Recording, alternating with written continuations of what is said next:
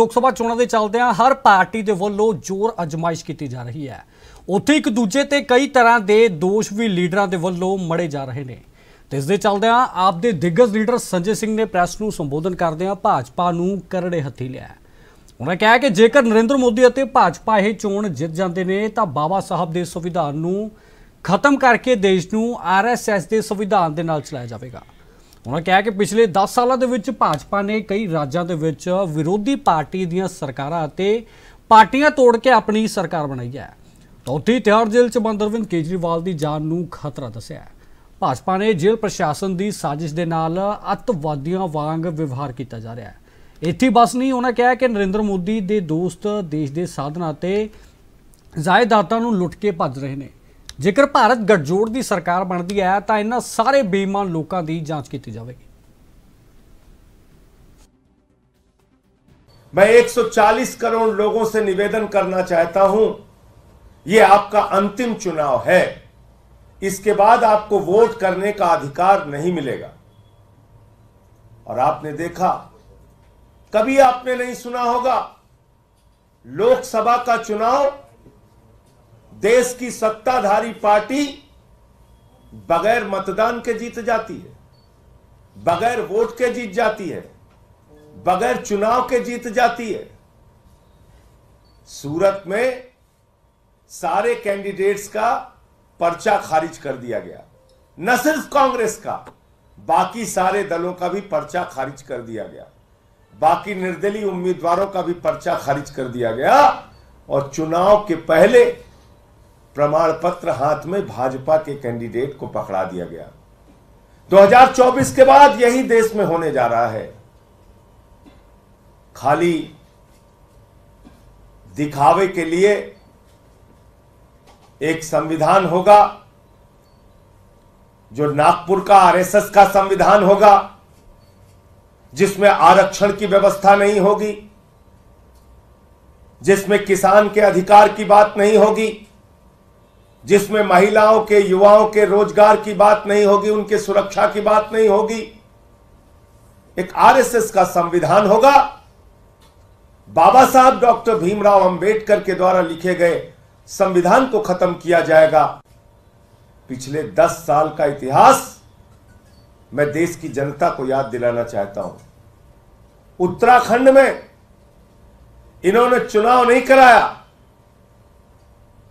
सरकार कांग्रेस की तोड़ के गिरा दी, अपनी सरकार बना ली।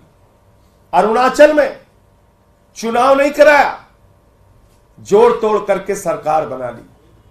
महाराष्ट्र में ED का, CBI का, इनकम टैक्स का छापा मरवा के, भय दिखा के चुनाव नहीं कराया, सरकार तोड़कर बना ली।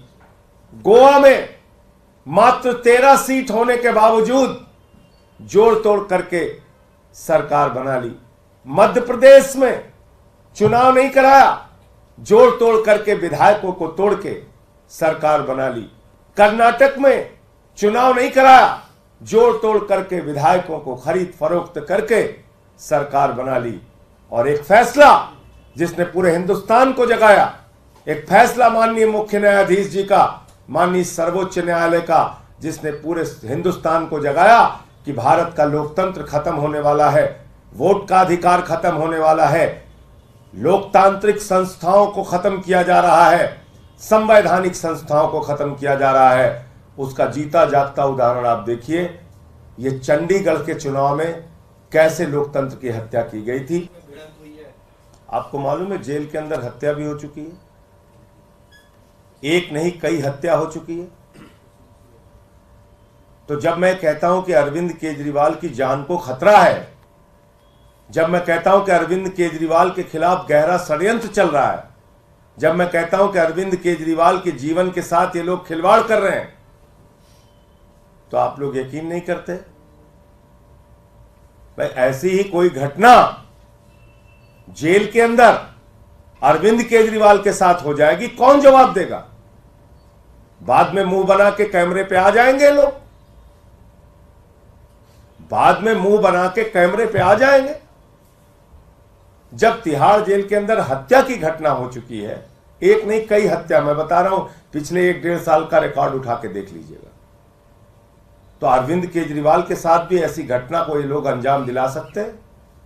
शातिर लोग हैं, खतरनाक लोग हैं, 24 घंटे सीसीटीवी से निगरानी रखते हैं।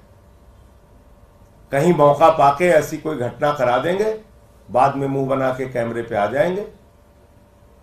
इसलिए मैं कह रहा हूं, अरविंद केजरीवाल की जिंदगी को जेल के अंदर खतरा है, उनके जीवन को खतरा है और उनके खिलाफ गहरा षड्यंत्र चल रहा है। 23 दिन तक तो उस आदमी को इंसुलिन नहीं दी गई। भाई एक चीज आप मुझे बताइए, एक सिटिंग चीफ मिनिस्टर, 3 बार के चीफ मिनिस्टर को आप जब उनको अपराधियों की तरह, आतंकवादियों की तरह मुलाकात करा रहे हैं, आप उनको इंसुलिन जैसी उनके जीवन के लिए जरूरी दवा नहीं दे रहे हैं, आप उनकी पत्नी से भी मुलाकात शीशे की दीवार खड़ी करके कराते हैं, आप उनकी मंत्री की मुलाकात कैंसिल कर देते हैं, उनके सांसद की मुलाकात कैंसिल कर देते हैं, तो ये किस बात का संकेत है? ये क्या बताता है? अगर आप चाहें तो भाई, आपको याद नहीं, इसी तिहाड़ में ऑफिस, इंटरनेट, फोन, सारी सुविधाएं सुब्रतो राय सहारा को दी गई थी, चंद्रा ब्रदर्स को दी गई थी, इसी तिहाड़ जेल के अंदर।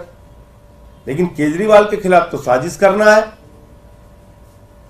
दिल्ली के 2 करोड़ लोगों के द्वारा चुने गए मुख्यमंत्री के खिलाफ तो उनके जिंदगी के साथ तो खिलवाड़ करना है। तो इंडिया गठबंधन की सरकार आ रही है, प्रधानमंत्री ने मान लिया। ये तो बड़ी खुशखबरी दी आपने। प्रधानमंत्री ने मान लिया कि इंडिया गठबंधन की सरकार आ रही है। अभी तक तो 400 पार कर रहे थे। पहली बार वो मान गए कि इंडिया गठबंधन की सरकार आ रही है। अब ऑक्शन की बात बता रहा हूं आपको। प्रधानमंत्री की कुर्सी ही नहीं, पूरे देश को नीलाम करने का काम भारत की भारतीय जनता पार्टी की सरकार ने किया है। अपने एक ही दोस्त को कोयला दे दिया, गैस दे दिया, बिजली दे दिया, पानी दे दिया, सड़क दे दिया, स्टील दे दिया, पोर्ट दे दिया, एयरपोर्ट दे दिया, 2.5 लाख करोड़ रुपए का कर्जा दे दिया, 15 लाख करोड़ रुपए चंद पूंजीपतियों का माफ कर दिया, 3.5 लाख करोड़ रुपए चंद पूंजीपतियों का बैंक सेटलमेंट के जरिए माफ कर दिया। और तो और अपने भतीजे को, जिसको क्रिकेट का बल्ला पकड़ना नहीं आता, उसको बीसीसीआई का चेयरमैन बना दिया। तो नीलाम तो आप कर रहे हैं इस देश को, नीलाम तो आप कर रहे हैं इस देश के संसाधनों को। भाई आपके भतीजे को बल्ला पकड़ना नहीं आता, उसको आपने बीसीसीआई का चेयरमैन बना दिया। और गरीब आदमी का लड़का जो 4-4 घंटे परिश्रम करता है कि सेना में भर्ती होंगे, उसको आपने सियाचिन भेज दिया। -40 डिग्री टेम्परेचर में जाओ बेटा, ड्यूटी करो। +50 डिग्री टेम्परेचर में जाओ, जैसलमेर में सूली पर चढ़ जाओ। हमारा तो बैंक लूट लिया प्रधानमंत्री जी की सरकार ने। बताइए 20,000 करोड़ लूटा कि नहीं जनता का पैसा, नीरव मोदी, मेहुल चौकसी ने। बताइए 3,000 करोड़ रुपए लूटा कि नहीं जनता का पैसा। वो किसकी संपत्ति थी? वो मोदी जी की संपत्ति थी क्या, जो 3,000 करोड़ ललित मोदी ने लूटा? वो तो जनता की संपत्ति थी ना। वो किसकी संपत्ति थी 6,000 करोड़ रुपए जो नितिन संदेशरा लूट के भाग गया? वो किसकी संपत्ति थी 10,000 करोड़ रुपए जो विजय माल्या लेके भाग गया? वो किसकी संपत्ति थी 15 लाख करोड़ रुपए जो मोदी जी ने अपने दोस्तों का माफ कर दिया? वो किसकी संपत्ति थी 3.5 लाख करोड़ रुपए जो बैंकों में कर्जा मोदी के दोस्तों ने लिया था और मोदी जी ने उसको माफ कर दिया? बताइए किसकी संपत्ति थी?